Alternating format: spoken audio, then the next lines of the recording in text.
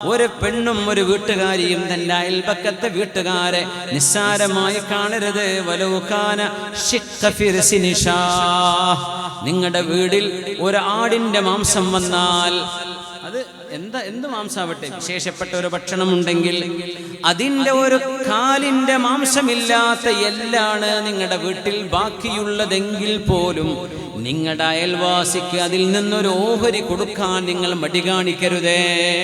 അയൽപ്പക്കത്ത് കൊടുത്തിട്ടുണ്ടോ? നിങ്ങൾ കറി വെച്ചു കഴിഞ്ഞാൽ ഒരൽപ്പം കറി, ഒരു ചെറിയ കറിപ്പ, അത് ഉമ്മാക്കുള്ളതാണ് അല്ലെ ഉപ്പാക്കുള്ളതാണ്, അത് കുട്ടികൾക്ക് മാത്രമേ ഉള്ളൂ കേട്ടോ, പൊറുക്കണേ അത്രയേ ഉള്ളൂ എന്ന് പറഞ്ഞാലും കുഴപ്പമില്ല. വീട്ടുകാർക്ക് മുഴുവൻ വിളമ്പി കൊടുക്കാൻ പറ്റിക്കൊള്ളുന്നില്ല. എന്നാലും നിങ്ങളുടെ വീട്ടിലുണ്ടാക്കുന്ന വിശേഷപ്പെട്ട ഭക്ഷണങ്ങളിൽ നിങ്ങളുടെ അയൽപക്കത്തെ വീടുകളിലേക്ക് ഒരു ചെറിയ കറിയുടെ കപ്പെങ്കിലും നിങ്ങൾ കൊടുക്കാൻ മറന്നു പോവരുതേ. മഹാനായ അഷ്റഫുൽ ഖൽഖിന്റെ ഉപദേശമാണത് സ്വല്ലല്ലാഹു അലൈഹി വസല്ലം. ഇന്ന് അയൽപക്കങ്ങളെ ബന്ധങ്ങളുണ്ടോ? നമ്മളങ്ങനെ ചെയ്യാറുണ്ടോ? അവർക്ക് ദാരിദ്ര്യമുള്ള പേരിലല്ല, അത് നിങ്ങളുടെ അയൽപക്ക ബന്ധങ്ങളിൽ വിള്ളലില്ലാതിരിക്കാൻ. അല്ലെങ്കിൽ അസൂയ വരും, പ്രശ്നങ്ങളുണ്ടാവും, സിഹർ ചെയ്യും, കണ്ണേറ് കൊള്ളും, പല വിഷയങ്ങളുണ്ടാവും. അതൊക്കെ തടയണമെങ്കിൽ ഹദിയ നല്ലതാണ്.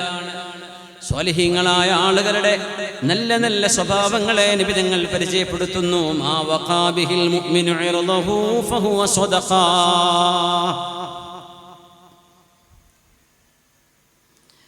ഇവിടെ ചെറിയൊരു വിഷയം വരാറുള്ളത്, നമ്മളിപ്പോ ഒരു പഞ്ചായത്തിൽ ചെന്നിട്ടൊരു കാര്യം നേടിയെടുക്കണമെങ്കിൽ കൈക്കൂലി കൊടുക്കേണ്ട അവസ്ഥ ഉണ്ട് ഇപ്പോൾ അല്ലേ? എല്ലായിടത്തും കൈക്കൂലിക്ക് കാത്തിരിക്കുക ഓഫീസർമാർ. വല്ല അന്വേഷണം വരുമോ എന്നൊക്കെ സാധ്യത ഉണ്ടെങ്കിൽ, പിടിക്കപ്പെടുമോ എന്നൊക്കെ ഉണ്ടെങ്കിൽ മാത്രമേ അവർ നല്ല കുട്ടികളായി നിൽക്കുന്നു. അല്ലെങ്കിൽ തലയിൽ ചൊറിഞ്ഞാൽ അതൊക്കെ അങ്ങനത്തെ സിഗ്നലുകൾ ഉണ്ടെന്നാണ് കേട്ടത്. അല്ലാഹു അലം. അപ്പോൾ നമ്മൾ എന്ത് ചെയ്യണം? അതിപ്പോൾ ഹറാമാവോ? നമ്മൾ എന്താ ചെയ്യുക? എന്ത് ചെയ്യും?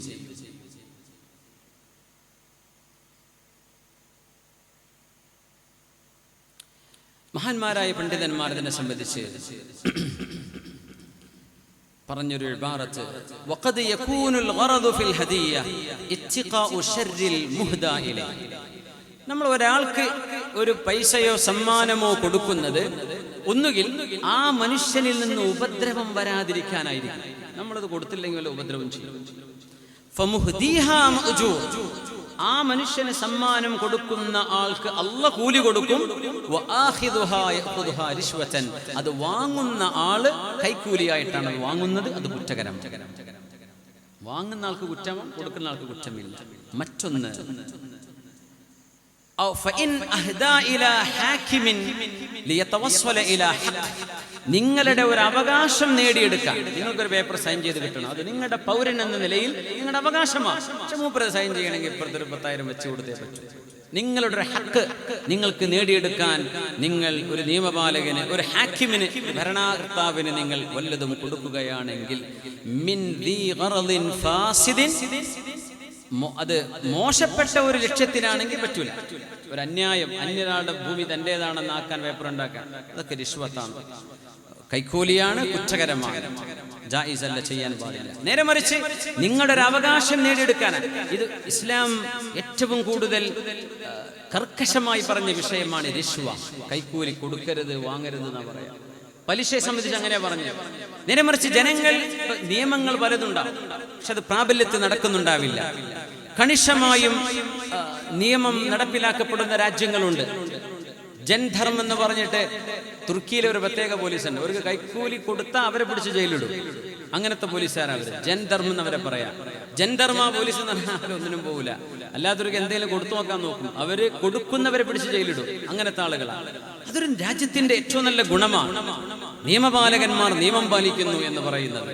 അപ്പോ ഒരു മനുഷ്യന്, ഒരാളുടെ പൗരന്റെ ഒരു അവകാശം നേടിയെടുക്കണമെങ്കിൽ അവർക്ക് എന്തെങ്കിലും ഹദിയ കൊടുത്തേ പറ്റൂ എന്നുണ്ടെങ്കിൽ ഫൽ ഇഹ്ദാഉ ജായിസുൻ, ആ കൊടുക്കൽ ജായിസാണ്. വഖബൂലുൽ ഹദിയത്തി ഹറാം, അത് വാങ്ങിക്കൽ ഹറാമാണ്. ശറഈന്റെ വീക്ഷണം അതാണ്. അയാൾക്കത് വാങ്ങിക്കൽ ഹറാമാണ്. അയാളത് വാങ്ങിക്കേണ്ട ആളല്ല, അയാൾ ഗവൺമെന്റ് ശമ്പളം കൊടുക്കുന്നുണ്ട് ഈ പണി ചെയ്ത് കൊടുക്കാൻ. അയാളത് വാങ്ങിക്കൽ ഹറാമാണ്. നിങ്ങൾ കൊടുക്കുന്നത്, നിങ്ങൾ നിരപരാധികൾ. നിങ്ങൾക്ക് എന്ത് ചെയ്യാൻ പറ്റും? കൊടുത്തില്ലെങ്കിൽ സാധനം ഒപ്പിട്ട് കിട്ടൂലല്ലോ. ഒരിക്കലും കൈക്കൂലിയെ പ്രോത്സാഹിപ്പിക്കാനല്ല. ഒരു മനുഷ്യന്റെ അവകാശങ്ങൾ ഇത് കൊടുത്തെങ്കിലേ നടക്കൂ എന്നാണ് സിസ്റ്റമെങ്കിൽ ഒരു മുഅ്മിനായ മനുഷ്യൻ എന്ത് ചെയ്യും? അവരുടെ ഈ അമലിന്റെ വിധി എന്താണ്? കർമ്മശാസ്ത്ര പണ്ഡിതന്മാർ പറയാം, അവർ മജ്ബൂറാണ്, നിർബന്ധാവസ്ഥയിലാണ്. എന്ത് ചെയ്യാൻ പറ്റും? ജായിസാണ്. പക്ഷെ അത് വാങ്ങിക്കുന്ന ആൾ ഹറാമാണ്. എന്നോട് ഇന്ന് ഞങ്ങൾ ഷൊർണൂരായിരുന്നു എൻ്റെ ഒരു കൂട്ടുകാരൻ, തമാശക്കാരനാണ്. ഉപരി പറഞ്ഞു 30 ലക്ഷം രൂപ അയാളുടെ അവകാശം ഏതോ ഒരു അദ്ദേഹത്തിന്റെ സർവീസിന് കിട്ടേണ്ടത് ഗവൺമെന്റിൽ നിന്ന് വാങ്ങിക്കാൻ 1.5 ലക്ഷം കൈക്കൂലി വേണമെന്ന് വാങ്ങിച്ച് പറഞ്ഞ ഒരാൾ, അയാൾക്ക് 1.5 ലക്ഷം കൊടുത്തു. അതിന് മുപ്പര് പറയാണ്, ഒരു വീട് വേണം, വീടിൻ്റെ അടുത്ത് പള്ളി വേണം കേട്ടോ, അങ്ങനത്തെ ഒരു വീട് നോക്കിയിട്ട് വാടക ഉണ്ട്, 40 ലക്ഷത്തിന് വീട് കിട്ടാണ്ടെങ്കിൽ പറയണേ, തൊട്ടടുത്ത് പള്ളി വേണം. ആരെ ഈ പള്ളി വേണമെന്ന് പറയണത്? ഈ കൈക്കൂലി വാങ്ങിച്ച മനുഷ്യൻ. ഉപരി പറയാം, എൻ്റെ അടുത്ത് നിന്ന് 1.5 ലക്ഷം വാങ്ങി. അപ്പൊ എത്ര ആടുന്ന് ഇയാൾ വാങ്ങിച്ചിട്ടുണ്ടാവും, പക്ഷെ ആൾക്ക് പള്ളി വേണം അടുത്ത്. എന്ത് പള്ളി, എന്ത് നിസ്കാരം? ഇവരൊക്കെ ആരെയാ ഇബാദത്ത് ചെയ്യുന്നത്? ആരെയാ സുബ്ഹാനല്ലാഹ്. ആലോചിച്ചു നോക്കി. ഹദിയകളെ സംബന്ധിച്ച് പറഞ്ഞ നബി തങ്ങളുടെ ഹദീത്തുകൾ വളരെ മനോഹരമാണ്. ഇവിടെ തന്നെ പറയുമ്പോഴേ സ്വാലിഹീങ്ങളായ ആളുകളുടെ ഇടപെടലുകൾ, സജ്ജനങ്ങളിൽ നിന്ന് നൽകപ്പെടുന്ന ഹദിയകൾ, നല്ല ഉദ്ദേശത്തിൽ അവർ നൽകുന്നത് സ്വീകരിക്കാം.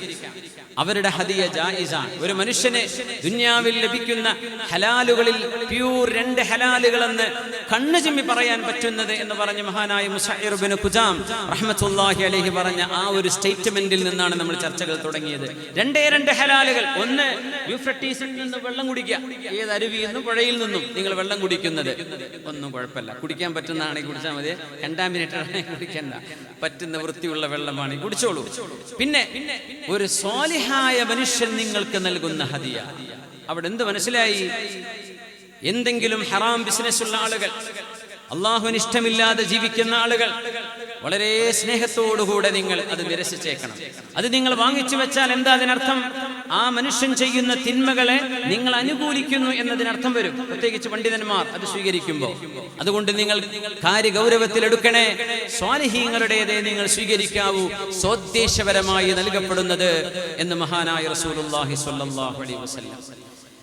മഹാനായ അബൂ നഈം അൽ-അസ്ഫഹാനി ഹില്യത്തുൽ ഔലിയായിൽ മഹാനായ അൽ ഹസനുൽ ബസ്രി റഹ്മത്തുള്ളാഹി അലൈഹി ഉദ്ധരിക്കുകയാണ്, അന്നഹു തലാ, ലോക പ്രശസ്തനായ ഹദീസ് പണ്ഡിതൻ ഹസനുൽ ബസ്രി റളിയല്ലാഹു അൻഹു റഹ്മത്തുള്ളാഹി അലൈഹി, മഹാനവറുകൾ താബിഈയാണ്. അവർ ഓതുകയാണ്, യാ അയ്യതുഹൻ നഫ്സുൽ മുത്മഇന്ന. ഇത് പറയുമ്പോൾ മഹാനായ സമസ്തയിലെ ജമീഅത്തുൽ ഉലമയുടെ മുൻകാല പ്രസിഡന്റായിരുന്ന മഹാനായ കണ്ണിയത്ത് അഹ്മദ് മുസ്ലിയാർ റഈസുൽ മുഹഖഖീൻ അവരുകളെ ഓർത്തുപോവുകയാണ്. വയനാട്ടിൽ നിന്ന് കിട്ടുന്ന ഒറിജിനൽ ചായപ്പൊടിയാണ് ഉസ്താദ് എന്ന് പറഞ്ഞ് എത്രയോ 5 കിലോ അങ്ങനെ മറ്റും കൊണ്ടുപോയി കൊടുത്തപ്പോൾ മഹാനവറുകൾ വീട്ടുകാരോട് വിളിച്ചു പറയാ, കുട്ടികളെ, നിങ്ങൾക്ക് കുടിക്കാനുള്ളതല്ല, എന്നെ കാണാൻ ഇവിടെ വരുന്ന വിസിറ്റ് വരുന്ന അതിഥികൾക്ക് ചായ ഉണ്ടാക്കാന്ന് പറഞ്ഞിട്ടാണോ എന്നെ ഏൽപ്പിച്ചത്. അതുകൊണ്ട് നിങ്ങൾ കുടിക്കുന്ന ചായക്ക് ചായപ്പൊടി എടുക്കരുത് കേട്ടോ. ഞാൻ എന്താ ചെയ്തത്? ആ കൊടുത്ത ആള് പറഞ്ഞ വാക്കാണ്. അയാൾ പറഞ്ഞു, നിങ്ങളുടെ അടുത്ത് ഒരുപാട് ആൾക്കാർ വരുന്നല്ലേ, മിനിമം കട്ടൻ ചായ ഉണ്ടാക്കാൻ തന്നെ പഞ്ചസാരയും ചായപ്പൊടിയും വേണ്ടേ, അതുകൊണ്ട് ഉസ്താദെ നിങ്ങളുടെ അടുത്തേക്ക് വരുന്ന ചായപ്പൊടി എന്റെ വക. അയാൾ പറഞ്ഞു പോയി. പക്ഷെ മഹാനവറുകൾ വീട്ടുകാർക്ക് പോലും അതിന് ചായ കുടിക്കാൻ കൊടുത്തിട്ടില്ല. എന്റെ ലക്ഷ്യം മറ്റൊന്നാണ്, നിങ്ങൾക്ക് പറ്റില്ല. അവരാണ് സമസ്തയെ നയിച്ചത് എന്ന് പറയുമ്പോൾ നമുക്ക് അഭിമാനമാണ്. യാ അല്ലാഹ്, ആ സൂക്ഷ്മത വല്ലാത്തൊരു സൂക്ഷ്മതയല്ലേ അത്. അതുകൊണ്ടാണ് മഹാനവറുടെ ജീവിതത്തിൽ ഒരുപാടുണ്ട് നമ്മുടെ മഹത്തുക്കളായ സജ്ജനങ്ങളായ സമസ്തയുടെ ആ ഒരു രാജവീഥിയിൽ കഴിഞ്ഞു പോയ ഒരുപാട് മഹത്തുക്കളുടെ ഉദാഹരണങ്ങൾ പറയാനുണ്ട്. സൂക്ഷ്മതയാണ് ഏറ്റവും വലിയ സമ്പാദ്യം. അല്ലാഹു നമുക്ക് നൽകട്ടെ. പൈസയല്ല, പൈസ ആർഭാടങ്ങളൊക്കെ ആർക്കും ഉണ്ടാക്കാൻ പറ്റും. സൂക്ഷ്മത ഉണ്ടാക്കാൻ പറ്റുന്നുണ്ടോ എന്നതാണ് വിഷയം. കാശ് ഉണ്ടാക്കാൻ ഒരു പണിയില്ല, അത്യാവശ്യം നാവും ഒരു സാമർഥ്യം ഉണ്ടെങ്കിൽ പൈസ ഉണ്ടാക്കാൻ പറ്റും. പക്ഷേ സാമർഥ്യം ഉണ്ടാക്കൽ ഇൽമും തഖ്വയും ഉണ്ടെങ്കിലേ സാധിക്കുകയുള്ളൂ. അതുള്ളിടത്താണ് നമ്മൾ നിൽക്കേണ്ടത്, അതുള്ളിടത്താണ് അള്ളാഹുവിന്റെ പൊരുത്തുണ്ടാവുക. അല്ലാഹു സുബ്ഹാനഹു വ തആല കൂനൂ മഅസ് സ്വാദിഖീൻ എന്ന് പറഞ്ഞ പോലെ സജ്ജനങ്ങളുടെ, സത്യം പറയുന്ന നല്ല മനുഷ്യരുടെ സുഹബത്ത്, സ്വാലിഹീങ്ങളുടെ സുഹബത്ത് അല്ലാഹു നമുക്ക് നൽകട്ടെ. ആമീൻ യാ റബ്ബൽ ആലമീൻ. ഹസനുൽ ബസ്രി തങ്ങൾ ഓതുകയാണ്, യാ അയ്യതുഹൻ നഫ്സുൽ മുത്മഇന്ന. ശാന്തി പൂണ്ട് കിടക്കുന്ന ശരീരമേ, അല്ലാഹുവിൽ തൃപ്തിയായി കിടക്കുന്ന ആത്മാവേ എന്ന സൂറത്തുൽ ഫജ്റിലെ ആയത്ത്. എന്നിട്ട് പറഞ്ഞു അന്നഫ്സുൽ മുഅ്മിന ഇത്മഅന്നത ഇലല്ലാഹ് വതുമഅന്ന ഇലൈഹാ. ആരാണ് ശാന്തി പൂണ്ട് കിടക്കുന്ന ആത്മാവെന്നറിയുമോ? മുഅ്മിനത്തായ അല്ലാഹുവിൽ വിശ്വസിക്കുന്ന ഒരു ശരീരമാണത്. ആണിന്റെയും പെണ്ണിന്റെയും ശരീരം. അല്ലാഹുവിനെ വിശ്വസിക്കുക.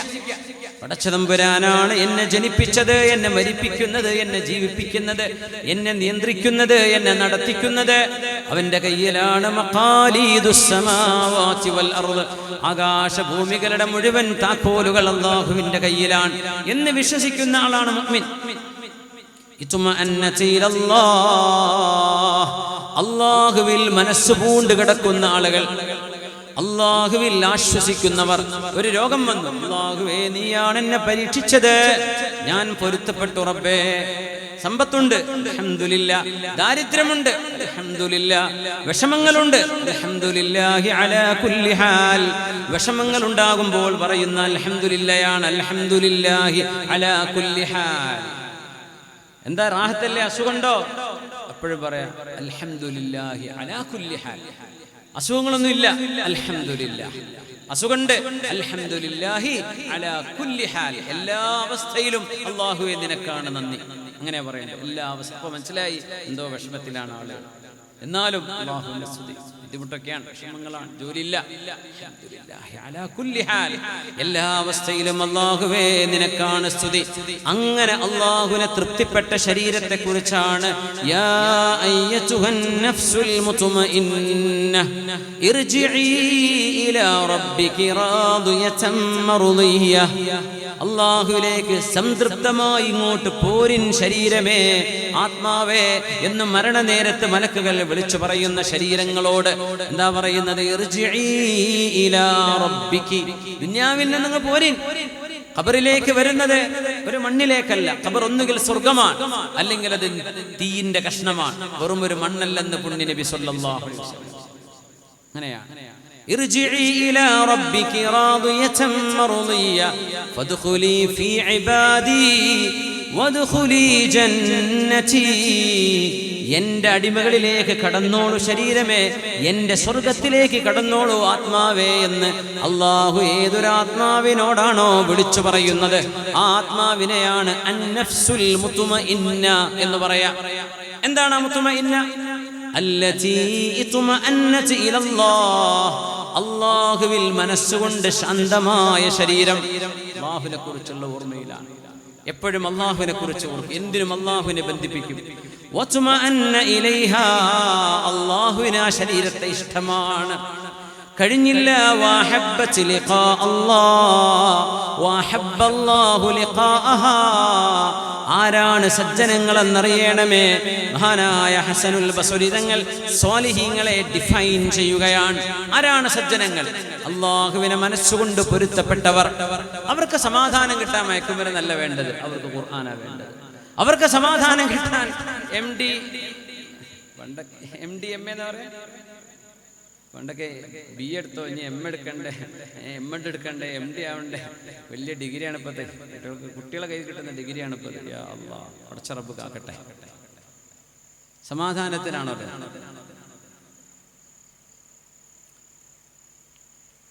ഇന്നല്ലാഹ ലം യജ്അൽ ശിഫാഅൻ ഫീമാ ഹറം. അല്ലാഹ് ഹറാമാക്കിയ ഒന്നിലും നിങ്ങൾക്ക് ശമനം അല്ലാഹ് തരൂല എന്ന് പരിശുദ്ധ ഹബീബ് സ്വല്ലല്ലാഹു അലൈഹി വസല്ലം. മയക്കുമരുന്നിനെങ്ങാനും നമ്മളെ മക്കള് പെട്ടുപോയിട്ട് മക്കളെ ദയവ് ചെയ്ത് അല്ലാഹുവിനെ ഓർത്ത് നിർത്തിക്കോളി. ഇല്ലേ 10 കൊല്ലം കൊണ്ട് അടിച്ചു പോകും, ഉറപ്പാണ്. ഇപ്പോഴത്തെ സ്റ്റഡിയെ പറയുന്നത് മയക്കുമരുന്ന് അടിമകളായ ഇപ്പോഴത്തെ ജനറേഷൻ 10 കൊല്ലം കൊണ്ട് ഭൂമി കാലിയാവും. 10 കൊല്ലം ആയുസുള്ളൂ. ശരീരത്തിന് അത്രേ സഹിക്കാൻ പറ്റുള്ളൂ. മയക്കുമരുന്ന് അടിച്ചു കയറ്റല്ലേ, ഹാർട്ടിനും ലിവറിനും ലങ്സിനും താങ്ങാൻ കഴിയില്ല. 10 കൊല്ലം വരെയൊക്കെ പിടിച്ചേക്കാൻ പറ്റും, പിന്നെ അടിച്ചു പോകും. വലിയൊരു ഭയപ്പാടാണത്, വലിയ ചോദ്യചിഹ്നം. അടുത്തൊരു തലമുറയിൽ യുവജനങ്ങൾ ഉണ്ടാവില്ല എന്ന് പറഞ്ഞാൽ എന്താവും? ഒന്നുകിൽ അതിന് റെഡി ആയിക്കോ, അള്ളാഹുവിനെ വേണ്ടെങ്കിൽ പിന്നെ നരകത്തിന് റെഡി ആയിക്കോ. ഇല്ലേ എനിക്ക് വിഷമവും വേദനയുമുണ്ട്, എന്റെ ശരീരത്തിന്റെ ആശ്വാസം അല്ലാഹുവേ. ഒരു വുദൂ ചെയ്ത് നിന്റെ മുമ്പിൽ വന്ന് അല്ലാഹു അക്ബർ എന്ന് തക്ബീർ ചൊല്ലി നിസ്കരിക്കുമ്പോൾ എനിക്ക് സമാധാനമാണ്. എല്ലാവരും ഉറങ്ങാണ്. വുദൂ എടുത്ത് മുസല്ല വിരിച്ച് അവിടെ ഇരുന്ന് അല്ലാഹുവിന് വേണ്ടി 1000 1001 സുബ്ഹാനല്ലാഹ്, അത്ര തന്നെ അൽഹംദുലില്ലാഹ്, അല്ലാഹു ഉദാഹരണം പറയാം. എത്രയാണ് നിങ്ങളെ കൊണ്ട് പറ്റുന്നത്? റബ്ബിന്റെ മുമ്പിൽ ഇരുന്ന് കരയുമ്പോൾ കിട്ടുന്ന ഒരു സമാധാനം, അത് മുഅ്മിനിന്റെ മാത്രം അവകാശമാണ്, അല്ലാത്തവർക്ക് അത് കിട്ടൂല. അല്ലാഹു ആ ശരീരത്തെ ഇഷ്ടപ്പെടും, ആ ശരീരത്തിന് അല്ലാഹുവിനെ ഇഷ്ടമാണ്. അതാണ് സജ്ജനങ്ങൾ, അവർക്ക് സ്വർഗ്ഗം ഉറപ്പാണ്.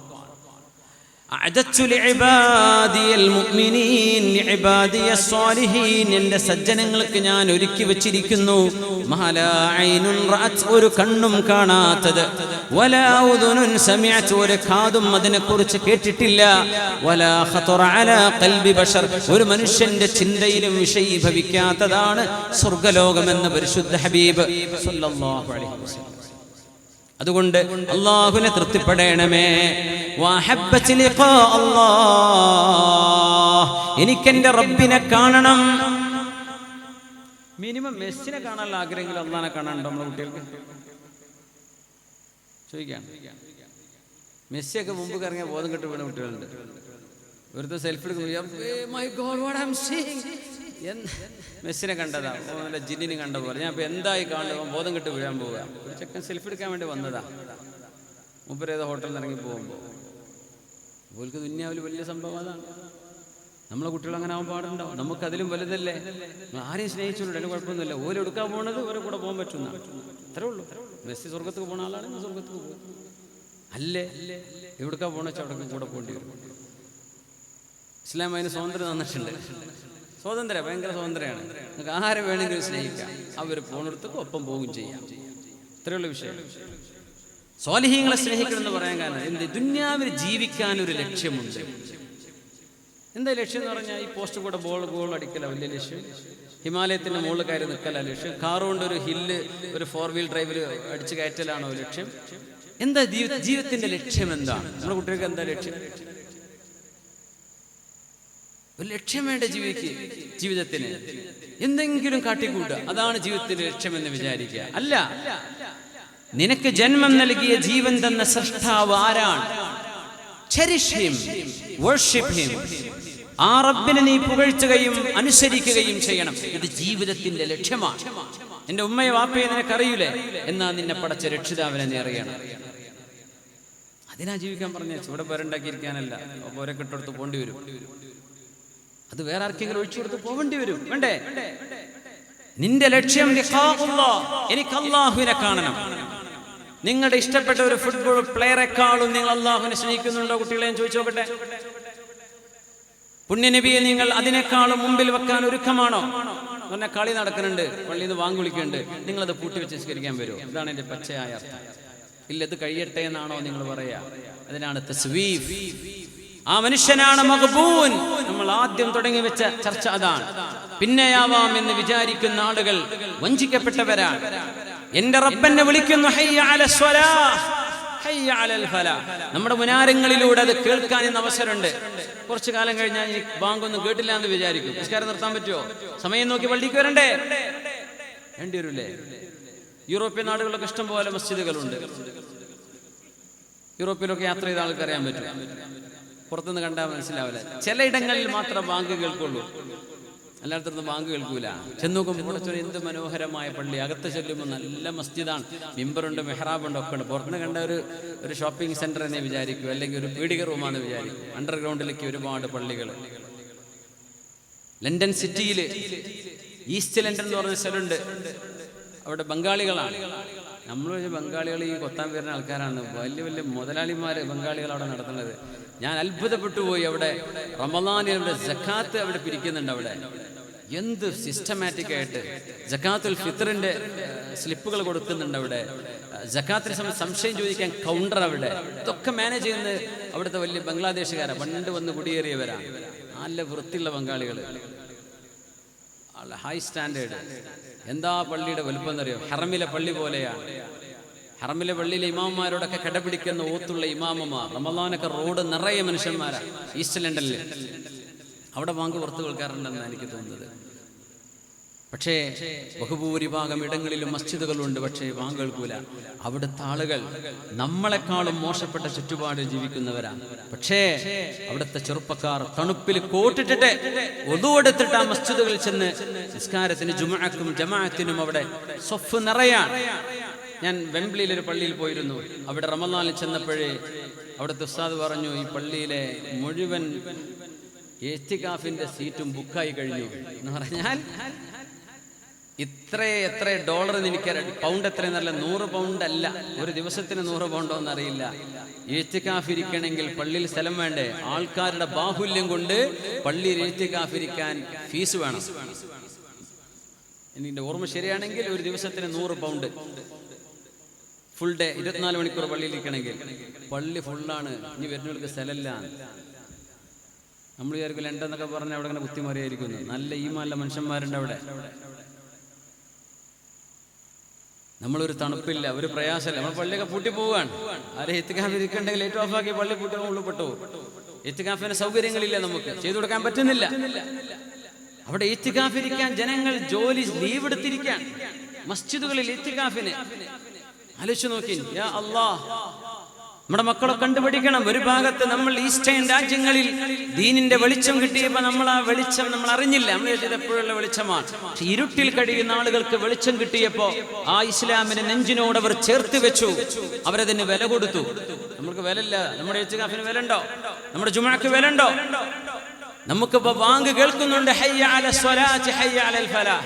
ബാങ്കിന് ഉത്തരം കൊടുക്കാൻ നമുക്ക് പറ്റുന്നുണ്ടോ? ഉത്തരം കൊടുക്കുക എപ്പെന്നറിയോ? മൊല്ലാക്ക ടൈം പേച്ചു കൊടുത്താൽ അപ്പൊ ചങ്കരി പിടിക്കാൻ ആള് വരും. സുബൈക്ക് 5 മണിക്ക് കൊടുക്കേണ്ട ബാങ്ക് മൊല്ലാക്ക 3 മണിക്ക് കൊടുത്താൽ എല്ലാവരും പള്ളി കൊണ്ട് മൊല്ലാക്ക അങ്ങനെ ചെയ്തു പറയില്ല. കഥ അല്ലാഹു അലം. മൊല്ലാക്കി തന്നെ ഐഡിയ പ്രയോഗിച്ചു. നിങ്ങൾക്ക് അവിടെ ഉണ്ടല്ലേ, നിങ്ങൾ ഉണ്ടോന്ന് അറിയാൻ വേണ്ടി ഞാൻ ചെയ്തു തന്നെ ഈ പണിയാണ്. സുബ്ഹാനല്ലാഹ്. നമുക്ക് ദീനിന്റെ ഷിആറുകൾ ഉണ്ടെന്ന്. ഈ ഷിആറുകളൊക്കെ ലൗ തുമിസത്, ഇതൊക്കെ ഇവിടെ നിന്ന് തേച്ചുമായിക്കപ്പെട്ട് കഴിഞ്ഞു എന്ന് വിചാരിക്കുക. നമസ്കരിക്കണ്ടേ? ബാങ്ക് കേട്ടില്ല എന്ന് വിചാരിക്കുക. മുനാരങ്ങൾ മുഴുവൻ തച്ചുടക്കണം എന്ന് പറഞ്ഞു. ഒരു മുനാരം ഒരു പള്ളി കണ്ട അറിയില്ല എന്ന് വിചാരിക്കുക. പള്ളികൾക്ക് മുനാരങ്ങളില്ല, കുബ്ബകളില്ല എന്ന് സങ്കല്പിക്കുക. നമസ്കരിക്കണ്ടേ? ഇന്ന് അതൊക്കെ നമ്മുടെ മുമ്പിലുണ്ട്. ഒരു കുഴപ്പം ഇപ്പൊ നമുക്കില്ല, ഇനി ഉണ്ടാകുമോ എന്നറിയില്ല. എന്ത് ചാലഞ്ച് നമ്മുടെ മുമ്പിൽ വന്നാലും നമ്മുടെ ജീവിതത്തിന്റെ ലക്ഷ്യം നമുക്ക് പൂർത്തിയാക്കണ്ടേ അല്ലാഹുവിന്റെ മുമ്പിൽ. ഇത്ര സൗകര്യമുണ്ടായിട്ട് നമ്മുടെ പള്ളികളിൽ ജമാഅത്തിന് ആളുകളില്ലെങ്കിൽ ഈ ഉമ്മത്തിന്റെ തകർച്ചയല്ലേ അത് വിളിച്ചോതുന്നത്? പെരുന്നാൾ നിസ്കാരത്തിന് ആളെ കൂടാൻ, പെരുന്നാൾ നിസ്കാരത്തിന് ആളെ കൊള്ളാനാ പള്ളി വലുതാക്കല്. പള്ളി വലുതാക്കേണ്ടത് സുബ്ഹി നിസ്കാരത്തിന് ആളെ കൊള്ളാനാണ്. നമ്മുടെ സുബ്ഹി നിസ്കാരങ്ങളിൽ നമ്മുടെ പള്ളികളിൽ എത്ര പേരെത്തുന്നുണ്ട്? നമ്മുടെ മഹല്ലിൽ കാലുകൊണ്ട് നടക്കാൻ പറ്റുന്ന മനുഷ്യന്മാർ അള്ളാഹുവിന്റെ മസ്ജിദിലേക്ക് ഇരുട്ടിലും മഴയത്തും തണുപ്പിലും നടന്നു വരാൻ ഈമാനിന്റെ ബലമുള്ള എത്ര പേർ നമ്മുടെ മഹല്ലിലുണ്ട്? അതാണ് നമ്മുടെ മഹല്ലിന്റെ ശക്തി. നമ്മുടെ മഹല്ലിന്റെ ശക്തി പള്ളിയുടെ മുറ്റത്ത്, പള്ളിയുടെ ഉള്ളിൽ സ്വഫുകളിൽ സുജൂദിൽ വീഴുന്ന ആ നെറ്റിത്തടങ്ങളാണ് നമ്മുടെ ശക്തി. അത് നമുക്കുണ്ടോ? സുബ്ഹിയാണ് നമ്മുടെ ശക്തി. സുബ്ഹിക്ക് നമ്മൾ അതിനെ ഒരുങ്ങുന്നില്ലെങ്കിൽ പിന്നെ നമ്മൾ എന്തിനു കൊള്ളും? എന്തിനു കൊള്ളും? നമ്മളെ സ്വാലിഹീങ്ങളായി ഞങ്ങളെ മരിപ്പിക്കണേ, സ്വാലിഹീങ്ങളുടെ കൂട്ടത്തിൽ ചേർക്കണമേ എന്ന് പറയുമ്പോഴും ജന്മം തന്ന അല്ലാഹുവിനോട് നമുക്ക് നന്ദി ചെയ്യാൻ പറ്റുന്നില്ലെങ്കിൽ പിന്നെ നമ്മളൊക്കെ എന്ത് മുഅ്മിനീങ്ങളാണ്? നമ്മൾ എന്തിനാ കൊള്ളുക? അല്ലാഹു നമ്മളെ നന്നാക്കി തരട്ടെ. യാ അയ്യതുഹൻ നഫ്സുൽ മുത്മഇന്ന, ആത്മശാന്തി പൂണ്ടിരിക്കുന്ന ആത്മാവേ എന്ന് അല്ലാഹു വിളിക്കുന്ന ശരീരം. അന്നഫ്സുൽ മുത്മഇന്ന ഇത്മഅന്നത ഇലല്ലാഹി വത്മഅന്ന ഇലൈഹാ. ഏതൊരാത്മാവിനാണോ അല്ലാഹുവിൽ ശാന്തി കണ്ടെത്താൻ പറ്റുന്നത്, ഏതൊരാത്മാവിനെയാണോ അല്ലാഹു ഇഷ്ടപ്പെടുന്നത്, അതാണ് സ്വർഗത്തിലേക്ക് പോകുന്ന ആത്മാവ്. ആര് പറഞ്ഞു? ഹസനുൽ ബസ്രി തങ്ങള്. അബൂ നഈമുൽ അസ്ഫഹാനി അവിടുത്തെ ലോകപ്രശസ്തമായ കിതാബ് ഹില്യത്തുൽ ഔലിയായിലാണ് ഇത് ഉദ്ധരിക്കുന്നത്. ഇമാം ബുഖാരി തങ്ങൾ സ്വഹീഹിൽ ഇത് കൊണ്ടുവന്നിട്ടുണ്ട്. വഅഹബ്ബത ലിഖാ അല്ലാഹ്, അല്ലാഹുവിനെ നേർക്കുനേരെ കണ്ടുമുട്ടാൻ മനസ്സുകൊണ്ട് കൊതിയൂറുന്ന സ്നേഹപ്പെടുന്ന ആളുകൾ, ഖൽബ് കൊണ്ട് അല്ലാഹനെ കാണാൻ ഇഷ്ടം. അല്ലാഹ് കാരുണ്യവാനാണ്. നമ്മളൊക്കെ അല്ലാഹന്റെ മുമ്പിൽ സംസാരിച്ചേ പറ്റൂ. എല്ലാവരോടും അല്ലാഹു 1-to-1 സംസാരിക്കും. നബി പറയാ സല്ലല്ലാഹു അലൈഹി വസല്ലം. ഇബ്നു അബ്ബാസ് നിങ്ങളുടെ അഥറുണ്ട്, ചില ആളുകൾ അല്ലാഹുവിന്റെ മുമ്പിലേക്ക് നമ്മളൊക്കെ 1-to-1, നമ്മളോട് ഇടയ്ക്കൊരു പരിഭാഷകനില്ലാതെ അല്ലാഹു എന്നോടും നിങ്ങളോടും സംസാരിക്കും. നമ്മൾ മനുഷ്യരെ പോലെയല്ല. അല്ലാഹു മുഖാലിഫുൻ ലിൽ ഹവാദിസ്. സൃഷ്ടികൾ എങ്ങനെയാ? എനിക്ക് ഒരാളോട് 1-to-1 സംസാരിക്കാൻ, ഒരാളോട് സംസാരിക്കാൻ പറ്റുള്ളൂ അല്ലേ? നിങ്ങളെ പേരെന്താ? അബ്ദുൽ മജീദ്, അബ്ദുൽ സത്താർ. ഞാൻ അബ്ദുൽ സത്താർക്കയോട് സംസാരിക്കുകയാണെങ്കിൽ എനിക്ക് അബ്ദുൽ സത്താർക്കാനെ മാത്രമേ കേൾക്കാൻ പറ്റുള്ളൂ, നിങ്ങളോട് പറയാൻ കഴിയില്ല. നിങ്ങൾ പറഞ്ഞ് കേൾക്കൂല ഇല്ലേ? അല്ലാഹു അങ്ങനെയല്ല. 1000 അബ്ദുൽ സത്താറുമാരോട്, 1000 അബ്ദുള്ളമാരോട്, ഹംസമാരോട്, സുബൈറുമാരോട് അല്ലാഹുവിന്റെ ഒരേ നേരം സംസാരിക്കാൻ പറ്റും. അതാണ് റബ്ബിന്റെ പ്രത്യേകത. ഓരോരുത്തരോട് ഒരേ സമയം നമുക്കങ്ങനെ പറ്റൂല, സൃഷ്ടികൾക്കത് കഴിയില്ല. അല്ലാഹു ഓരോരുത്തരോടും സംസാരിക്കും. ഇബ്നു അബ്ബാസ് നിങ്ങൾ പറയാം, ചില ആളുകളുടെ മുഖത്തെ മാംസം ഉരുകിപ്പോകും അല്ലാഹുവിന്റെ മുമ്പിലേക്ക് പോവുകയാണെന്ന് കേൾക്കുമ്പോൾ. ജഡ്ജിന്റെ മുമ്പ് പോകാന്ന് പറഞ്ഞാൽ പേടിക്കൂലേ? നമ്മൾ പോലീസിന്റെ മുമ്പ് പോകാന്ന് പറയാൻ പേടിക്കുന്നവരില്ലേ? അല്ലാഹുവിന്റെ മുമ്പിലേക്ക് എനിക്ക് പോകേണ്ടി വരുമെന്ന് ആലോചിക്കുമ്പോ ഞാൻ എന്ത് പറയും? യാ വൈലി, എന്റെ നാശമേ എന്ന് പറഞ്ഞ് മുഖത്തെ മാംസം ഉരുകിപ്പോകുന്നവരുണ്ട്. അല്ലാഹു കാത്തുരക്ഷിക്കട്ടെ. ചില ആളുകൾ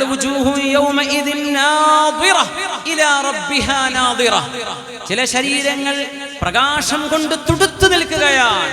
അല്ലാഹുവിനെ കാണാനുള്ള കൊതിയിലാണവർ. റബ്ബിനെ നോക്കിക്കൊണ്ടിരിക്കുകയാണ്. മുഖം ഇങ്ങനെ പ്രകാശിച്ചു കൊണ്ടിരിക്കും. ചിലരുടെ മുഖത്തെ മാംസം ഉരുകി ഒലിക്കും. ഏതുപോലെ എന്നറിയോ? നിങ്ങൾ നിങ്ങളുടെ മുതലാളിയുടെ സമ്പത്ത് മോഷ്ടിച്ചു എന്ന് വിചാരിക്കുക. ജോലിക്ക് നിർത്തിയതാണ്, പൈസ വലിച്ചു, അത് പിന്നെ CCTV-യിൽ കണ്ടെത്തി. ഇത്ര ലക്ഷം ദിർഹം റിയാൽ നിങ്ങളോട് അടിച്ചു മാറ്റിയിട്ടുണ്ട്. ആ മനുഷ്യൻ നല്ല മനുഷ്യനാണെന്ന് വിചാരിക്കുക. നിങ്ങൾക്ക് മാപ്പ് ചെയ്തെന്നു പോട്ടെ, ബുദ്ധിമോശം, കല്യാണം കഴിഞ്ഞാൽ ഉടനൊക്കെയുള്ള പ്രയാസം കൊണ്ട് ചെയ്തതായിരിക്കും, പോട്ടെ. നിങ്ങൾക്ക് മാപ്പ് തന്ന ഒരു മുതലാളി, ആ മുതലാളിയെ വർഷങ്ങൾക്ക് ശേഷം നിങ്ങൾ ചെന്ന് മുമ്പിൽ നിൽക്കുമ്പോ നിങ്ങൾക്ക് മാപ്പ് തന്ന ആ മനുഷ്യന്റെ മുമ്പിൽ നിൽക്കാൻ നിങ്ങൾക്ക് നാണം തോന്നൂലേ? എന്നാലും ഞാൻ അയാളെ പറ്റിച്ചിട്ടുണ്ടല്ലോ, അയാൾക്ക് അറിയോലോ, എന്റെ റബ്ബെനിക്ക് മാപ്പ് തന്നാൽ പോലും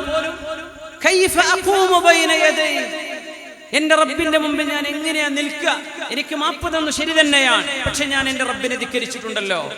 അല്ലാഹുവിന്റെ മുമ്പിൽ എനിക്ക് റബ്ബ് മാപ്പ് തന്നാലും ഞാൻ എങ്ങനെ പോയി നിൽക്കും എന്ന് ചിന്തിക്കേണ്ടവനാണ് മുഅ്മിനായ മനുഷ്യൻ. അല്ലാഹു നമുക്ക് അവന്റെ മുമ്പിൽ നിൽക്കുമ്പോ ഇസ്സത്തോടെ അല്ലാഹുവേ നിന്റെ റഹ്മത്തിൽ പ്രതീക്ഷിച്ചുകൊണ്ടാണ് റബ്ബേ ഞാൻ വന്നിരിക്കുന്നത്. ഞാൻ തെറ്റ് ചെയ്തു പോയിട്ടുണ്ടോ റബ്ബേ? റഹ്മതുക അർജാ മിൻ അഅമാലി, എന്റെ കർമ്മങ്ങളെക്കാളും എന്റെ പ്രതീക്ഷ നിന്റെ റഹ്മത്തിലാണ്. വമഗ്ഫിറതുക ഔസഅ മിൻ ദുനൂബി, എന്റെ തെറ്റുകളെക്കാളും നിന്റെ മഗ്ഫിറത്ത് വിശാലമാണ് റബ്ബേ. ആ ഒരു പ്രതീക്ഷയിലാണ് നിന്റെ മുമ്പിൽ ഞാൻ വന്നു നിൽക്കുന്നത് എന്ന് റബ്ബിന്റെ മുമ്പിൽ ചെന്ന് പറയാൻ നമുക്ക് കഴിയണം. അല്ലാഹു തൗഫീഖ് ചെയ്യട്ടെ. ഞാനീ പറയുന്നത് നമ്മൾ അനുഭവിക്കാൻ പോകുന്ന അനുഭവത്തിന്റെ നേർസാക്ഷ്യമാണ്. ഇതില്ലാതെ ഒഴിഞ്ഞു മാറാൻ കഴിയില്ല ആർക്കും. ജന്മം അല്ലാഹു നൽകിയോ, സ്വർഗം റബ്ബ് ഒരുക്കി വെച്ചിട്ടുണ്ടോ, അതിന്റെ മുമ്പിൽ ചില ചാലഞ്ചുകളുണ്ട്. ആ challenges you have to face it. Allah നമുക്കതിനെ തരണം ചെയ്യാൻ ഇജ്ജത്ത് തരട്ടെ, കരുത്ത് തരട്ടെ, യഖീൻ തരട്ടെ, ഈമാൻ തരട്ടെ. ആമീൻ യാ റബ്ബൽ ആലമീൻ. അല്ലാഹുവിന്റെ പടച്ച തമ്പുരാനെ കാണാൻ കൊതിയൂറുന്ന നഫ്സുകൾ മനസ്സുകൊണ്ട് കൊതിക്കണം, എന്റെ റബ്ബിനെ കാണണം. അഹബ്ബത്ത് ലിഖാ അല്ലാഹ്. എന്താ മോനെ നിന്റെ ജീവിതത്തിൽ ആഗ്രഹം എന്ന് പറയുമ്പോ ഏതെങ്കിലും ഫുട്ബോൾ തട്ടുന്നവനെ കാണണമെന്ന് നീ ആഗ്രഹം പറയില്ല, എന്റെ റബ്ബിനെ കാണണം, അതെന്റെ ആഗ്രഹമാണ്. നമ്മുടെ വിദ്യാർത്ഥിനികൾ അത് പഠിക്കണം. എന്താ what is the biggest ambition in your life? ജീവിതത്തിന്റെ വലിയ ലക്ഷ്യം എന്താണ്, ആഗ്രഹം എന്താണ്? I have to meet my lord, ഇതെന്റെ ലക്ഷ്യമാണെന്ന് പറയാൻ കഴിയണം. ഡോക്ടർ ആയിക്കോട്ടെ, എഞ്ചിനീയർ ആയിക്കോട്ടെ, പൈലറ്റ് ആയിക്കോട്ടെ, എന്തോ ആയിക്കോട്ടെ, പക്ഷേ നിങ്ങളുടെ ഏറ്റവും ആത്യന്തികമായ നിങ്ങളുടെ ലക്ഷ്യം, ദ ഫൈനൽ ഡെസ്റ്റിനേഷൻ എവിടെയാണ്? എന്റെ റബ്ബിന്റെ അടുത്തേക്ക് പോകലാണ്. ആ ലക്ഷ്യത്തിന് വേണ്ടി ജീവിക്കും, ജീവിതത്തിന് അർത്ഥം ഉണ്ടാവും. ആ ലക്ഷ്യത്തിന് വേണ്ടി മക്കളെ വളർത്തി നമ്മുടെ വീടുകളിൽ സന്തോഷമുണ്ടാകും. ആ ലക്ഷ്യത്തിന് വേണ്ടി മക്കൾക്ക് വിദ്യാഭ്യാസം കൊടുക്കും. നമ്മുടെ മക്കൾ മയക്കുമരുന്നിലേക്കും വ്യഭിചാരത്തിലേക്കും പോകില്ല. നമ്മുടെ മക്കൾക്ക് ലക്ഷ്യബോധം ഉണ്ടാവട്ടെ. അല്ലാഹുവിനെ കാണാനുള്ള ഒരു ലക്ഷ്യത്തിനാണ് നമ്മൾ ജീവിക്കുന്നത്. അതുകൊണ്ടാണ് ഹബീബ് പറഞ്ഞത്, മൻ കാന ആഖിറു കലാമി ലാ ഇലാഹ ഇല്ലല്ലാഹ് ദഖലൽ ജന്ന. ഒരു മനുഷ്യന്റെ അവസാനത്തെ വാക്ക് ലാ ഇലാഹ ഇല്ലല്ലാഹ് ആണെങ്കിൽ സ്വർഗ്ഗത്തിൽ കടന്നിരിക്കുമെന്ന് നബിയുനാ റസൂലുള്ളാഹി സ്വല്ലല്ലാഹു അലൈഹി വസല്ലം. അവസാനത്തെ കലാം നമ്മുടെ ഈ നാട്ടിലെ നമ്മുടെ കാഞ്ഞിപ്പുഴയിൽ അഹ്ലുസുന്നയുടെ നമ്മുടെ ഒരു ദീനി സ്ഥാപനം ഇവിടെ ഉണ്ടാക്കണം എന്നൊരു വലിയ ആഗ്രഹം നമ്മുടെ സംഘാടകർ സൂചിപ്പിക്കുകയുണ്ടായി. ഇന്നലെ സിറാജുദ്ദീൻ ഖാസിം ഉസ്താദ് അതിനെ സംബന്ധിച്ച് നിങ്ങളെ ഉണർത്തിയെന്നും പറയുന്നു. ഇൻഷാ അല്ലാഹ് അതുമായി നമ്മൾക്ക് എല്ലാവർക്കും ഏതെല്ലാം രീതിയിൽ നമ്മളെ കൊണ്ട് സഹായിക്കാൻ കഴിയുമോ സഹായിക്കണം. ഇതൊരു രണ്ടാം പൊന്നാനിയായിട്ട് തന്നെ വീണ്ടും തിരിച്ചു വരണം. കാഞ്ഞിപ്പുഴ ഇൽമിന്റെ അറിവിന്റെ മഹാഗോപുരങ്ങൾ നമ്മുടെ നാട്ടിൽ ഉണ്ടാവണം. അത് നാടിന്റെ വെളിച്ചമാണ്. ഇൻഷാ അല്ലാഹ് നമ്മുടെ സംഘാടകർ അതുമായി ബന്ധപ്പെട്ട് ഇപ്പോഴല്ല നിങ്ങളുമായി സമീപിക്കുമ്പോൾ എല്ലാവരും അതിലേക്ക് സഹായിക്കണമെന്ന് നിങ്ങളെ സാന്ദർഭികമായിട്ട് ഉണർത്തുകയാണ്. യാ അല്ലാഹ് ലാ യസാലുൽ മുഅ്മിനു മുഅ്നിഖൻ സാലിഹൻ ما لم يصب دما حراما فإذا أصاب دما حراما بلح. അബൂ ദാവൂദ് റഹ്മഹുല്ലാഹ് സുനനിൽ ഉദ്ധരിച്ചിട്ടുള്ള ഹദീസ്, ജീവിതത്തിന്റെ അവസാന കാലങ്ങളിലേക്ക് എത്തുമ്പോൾ 40 കഴിഞ്ഞ മനുഷ്യൻ പിന്നെ ആഖിറത്തിന് വേണ്ടി ഒരുങ്ങണമെന്ന് നബി സല്ലല്ലാഹു അലൈഹി വസല്ലം. ജീവിതത്തിന്റെ പകുതി അപ്പുറം കഴിഞ്ഞു 40 കഴിഞ്ഞാൽ പിന്നെ ഖബറിലേക്കുള്ള യാത്രയിലേക്കുള്ള ഒരുക്കങ്ങൾ വർദ്ധിപ്പിക്കണം. 40 കഴിഞ്ഞ് 50-ന്റെ മുമ്പ് റിട്ടയർമെന്റ് ആവുകയാണ്. ഇപ്പോൾ പിന്നെ ഫുള്ള് ടിവിന്റെ മുമ്പിലാണ്, സീരിയലിന്റെ മുമ്പിൽ. റിട്ടയർമെന്റ് പരിപാടി പിന്നെ TV കണ്ട് സിനിമയും കണ്ടിരിക്കുക. അതിൽ വേണ്ടതും വേണ്ടാത്തതും ഒക്കെ മൊബൈൽ ഫോണൊക്കെ ഉണ്ടല്ലോ. അങ്ങനത്തെ റിട്ടയർമെന്റ് കാലത്ത് കഴിയുന്ന ആളുകളിൽ നിന്ന് വന്നു പോകുന്ന വലിയ വലിയ തെറ്റുകൾ കാണുമ്പോഴേ, ഇപ്പോൾ പട്ടാളത്തിന് വിരമിച്ച് 15 കൊല്ലം കഴിഞ്ഞിട്ട് ഏതോ 2 പ്രായപൂർത്തിയാവാത്ത കുട്ടികളെ പീഡിപ്പിച്ചു എന്ന് കേട്ടു. ഞാൻ ഇപ്പോൾ വാർത്ത ഇന്നലെ പത്രത്തിൽ വായിക്കും, ബന്ധം വിട്ടു. റിട്ടയർമെന്റും കഴിഞ്ഞ് 15 കൊല്ലമായിട്ടുണ്ട്. സൈനിക സേവനം ചെയ്ത ആളാണ്. അപ്പൊ എന്താ ഈ ചിന്ത വരാൻ കാരണം? അയാൾ കാണുന്നത് തെറ്റായ കാര്യങ്ങളായിരിക്കും. അപ്പോഴല്ലേ ഈ ചിന്തയെ ഉണർത്താൻ പറ്റുള്ളൂ. അങ്ങനെ നമ്മുടെ വിശ്രമകാലം ഹറാമാണെങ്കിൽ പിന്നെ അങ്ങനെയാ ഖബറിലേക്ക് പോകുന്നത്. 40 കഴിഞ്ഞാൽ തന്നെ പരലോകത്തിന് വേണ്ടി ഒരുങ്ങണം. 40 കഴിഞ്ഞിട്ടും പരലോകത്തിന്റെ വിഷയത്തിൽ സീരിയസ്നെസ് ഇല്ലെങ്കിൽ ആ മനുഷ്യന്റെ മരണം ദുർമരണമാകുമോ എന്ന് പേടിക്കണമെന്ന് മഹാനായ റസൂലുള്ളാഹി സ്വല്ലല്ലാഹു അലൈഹി വസല്ലം. അല്ലാഹു കാത്ത് 40 വരെ സമയമുണ്ട് എന്നതിനർത്ഥമല്ല കേട്ടോ ചെറുപ്പക്കാരെ. 18-ൽ മരിക്കാം, 14-ൽ മരിക്കാം, 10 വയസ്സിൽ മരിക്കാം, 21-ൽ മരിക്കാം.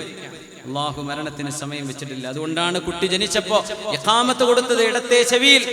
എന്തേ ഇഖാമത്ത് കൊടുത്തതിന് ഉടനെ നിസ്കാരമാണ്. മയ്യത്തായ ഉടനെ നിസ്കരിക്കുക. ഇഖാമത്ത് ആദ്യം കൊടുത്തു കഴിഞ്ഞു, ജനിച്ചപ്പോഴേ കൊടുത്തു. ജനിച്ച കുട്ടിക്ക് എപ്പോഴും മരിക്കാം. അപ്പൊ പിന്നെ മയ്യത്ത് നിസ്കാരത്തിന് ഇഖാമത്ത് ഉണ്ടാവില്ല. അത് എപ്പോ കൊടുത്തു? ജനിച്ചപ്പോ കൊടുത്തു. നീ കൊടുത്തിട്ടില്ലെങ്കിൽ കൊടുക്കണ്ട, അത് കൊടുക്കേണ്ട സമയമായിരുന്നു എന്നാ. ഒരു കുട്ടി കൊടുത്തിട്ടില്ല എന്ന് വിചാരിക്കുക, എന്ന് വിചാരിച്ച് മയ്യത്ത് നിസ്കരിക്കുമ്പോൾ ഇഖാമത്തൊന്നും കൊടുക്കൂല. അതിന്റെ സമയം ജനിച്ചപ്പോഴാണ്. ജനിക്കുമ്പോൾ തന്നെ മരിക്കാനുള്ള ഒരുക്കമായി കഴിഞ്ഞു എന്നാ. ജനിച്ചു പിന്നെ എപ്പോഴും മരിക്കാം. 6 മാസത്തിൽ താഴെ പ്രായമുള്ള കുഞ്ഞ് മരിക്കാം. 1 മാസം, 2 മാസം, 1 വയസ്സ്, 2 വയസ്സ് അല്ലാഹു കണക്കാക്കിയതാണ്. ഖദ്ദറല്ലാഹു വമാ ശാഅ ഫഅൽ. അതുകൊണ്ട് മൻ നസുലഹ ഫീമാ ബഖിയ മിൻ ഉംരിഹി ഗുഫിറ ലഹു മാ മളാ വമാ ബഖി. കഴിഞ്ഞ കാലങ്ങളിൽ കഴിഞ്ഞു പോയതിന് പകരം ഇനിയുള്ള ജീവിതം അല്ലാഹുവിന് വേണ്ടി നന്നാക്കുകയാണെങ്കിൽ അല്ലാഹു എല്ലാം മാപ്പാക്കി തരും. ഇന്ന് രാത്രി മുതൽ, ഈ നിമിഷം മുതൽ നമ്മൾ തീരുമാനമെടുത്തു, റബ്ബേ എന്റെ ജീവിതത്തിൽ നല്ലൊരു മാറ്റം വേണം, ഞാൻ ഇങ്ങനെ ഒന്നും ആയാൽ പോരാ, എനിക്കൊന്നും ഒരുങ്ങാൻ പറ്റിയിട്ടില്ല, ഞാൻ ഇങ്ങനെ കഥല്ലാതെ ജീവിച്ചതാണ്, എന്റെ ഖബർ, എന്റെ പരലോകം ഇതിനു വേണ്ടി ഞാൻ ഒരുങ്ങേണ്ടതാണ് എന്ന് ഇന്നു മുതൽ തീരുമാനമെടുത്തു. അല്ലാഹു കഴിഞ്ഞത് നമുക്ക് മാപ്പാക്കി തരും. എന്നാൽ ശേഷിക്കുന്ന കാലം തിന്മ ചെയ്ത് ജീവിക്കാനാണ് ഒരാൾ തീരുമാനിച്ചത്, തൗബ ചെയ്ത് മടങ്ങാനല്ല. കഴിഞ്ഞു പോയതും ഇനി വരാനിരിക്കുന്നതുമായ സർവ്വ തെറ്റുകൾക്കും അല്ലാഹു അവനെ പിടിച്ച് ശിക്ഷിക്കുമെന്ന് നബിയുനാ റസൂലുള്ളാഹി സ്വല്ലല്ലാഹു അലൈഹി വസല്ലം. അലക്സാൻഡ്രിയയിൽ മഹാനായ മുഹമ്മദ് ഇബ്നു അജ്ലാൻ റഹ്മത്തുള്ളാഹി അലൈഹി, അലക്സാൻഡ്രിയയിൽ ഈജിപ്തിന്റെ തലസ്ഥാന നഗരി, അലക്സാണ്ടർ ദ ഗ്രേറ്റ് ഉണ്ടാക്കിയ നഗരം. ഇവിടെ വലിയ ലോകപ്രസിദ്ധമായ ലൈബ്രറി ഉണ്ട്. ലോകത്തെ ഏറ്റവും വലിയ ലൈബ്രറിയായി അറിയപ്പെടുന്ന അലക്സാൻഡ്രിയ ലൈബ്രറി ഇന്നും അവിടെ ഉണ്ട്. അവിടെ കുറേ അക്ഷരങ്ങളുണ്ട്, ഒരുപാട് ഭാഷകളിൽ. മലയാളത്തിലെ ആ എന്നൊക്കെ എഴുതി വെച്ചിട്ടുണ്ടായിരുന്നു, മലയാള അക്ഷരമുണ്ട് അവിടെ. അലക്സാൻഡ്രിയയിലെ ബീച്ച് റോഡുണ്ട്. എൻ്റെ ഒരു ഭാഗത്ത് മെഡിറ്ററേനിയൻ കടലാണ്, യാത്ര ചെയ്യുമ്പോൾ കാണും. ഇടത് ഭാഗത്ത് കടലാണെങ്കിൽ വലത് ഭാഗത്ത് ലൈബ്രറി. മലയാള അക്ഷരങ്ങളൊക്കെ ഉണ്ട് അവിടെ. മലയാളം അത്ര വലിയ ഭാഷയാണ് അപ്പോഴത്തെ മനസ്സിലായത്. ലോകത്തൊക്കെ ഇങ്ങനെ ഈ ഒരുപാട് സംസ്ഥാനങ്ങൾക്കിടയിൽ ഇന്ത്യയിൽ ഒരു ഭാഷയല്ലേ അത്, ഇവിടെ എഴുതി വെച്ചിട്ടുണ്ട്. മാഷാ അല്ലാഹ്. കുൻതു ബിൽ ഇസ്കന്ദരിയ. മുഹമ്മദ് ഇബ്നു അജ്ലാൻ തങ്ങൾ പണ്ടുകാലത്തെ ഒരു ചരിത്രം പറയാം. ഈ ചരിത്രം ഇമാം ബൈഹഖി തങ്ങൾ ഉദ്ധരിച്ചിട്ടുണ്ട്. അലക്സാൻഡ്രിയയിൽ ഒരു മനുഷ്യനെ വഫാത്താവുകയാണ്. അലക്സാൻഡ്രിയയിലാണ് മഹാനായ അബുൽ അബ്ബാസുൽ മുർസി റഹ്മത്തുള്ളാഹി അലൈഹി ഷാദുലി ത്വരീഖത്തിന്റെ മഹാനായ ഇമാം. അലക്സാൻഡ്രിയയിലാണ് മഹാനായ